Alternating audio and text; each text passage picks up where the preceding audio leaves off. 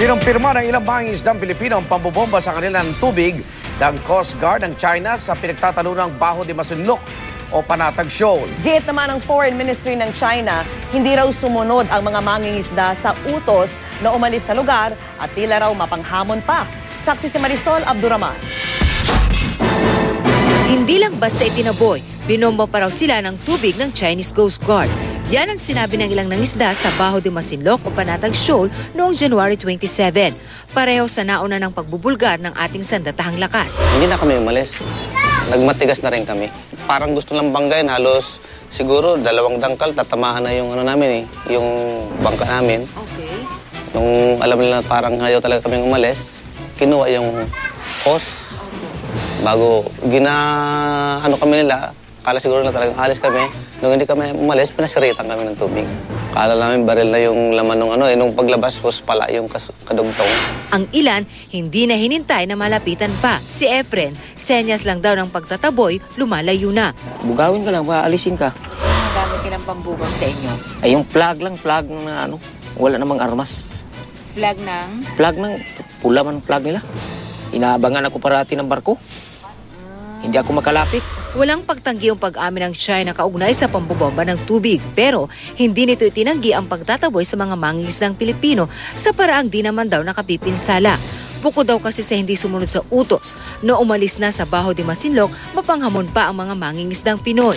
Bago pa man ang pambobomba ng tubig, matagal na raw silang nakararanas ng panghaharas sa Chinese Coast Guard, kasunod ng standoff ng China at Pilipinas sa Bajo de Masinloc noong April 2012.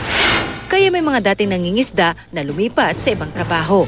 Tulad ni Mang Tolomeo na namamasada na lang ng tricycle. Malayo ka na sa Bahura mismo. Iba naman target namin is ng pambahura naman. Hindi naman pang deep sea fishing. Yung kikitain mo sa loob ng 1 linggo, hahanapin mo na rito sa loob ng 5 buwan. Yung natitikman ng mayayaman, kaya mo rin tikman kung sandong ka. Kakain ka ng lobster doon na pulapo.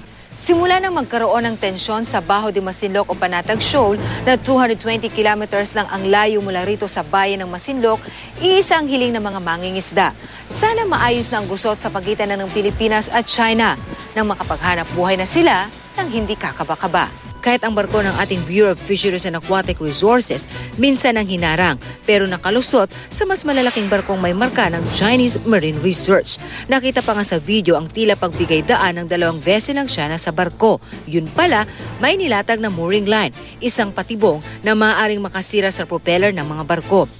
Sa ngayon, patuloy ang pagpapatrolya ng armed forces sa lugar. Pero di pa raw kailangan ang military deployment. Handa rin balikan ang Bajo de Masinloc ng Philippine Coast Guard kung bigyan ng go signal ng Pangulo.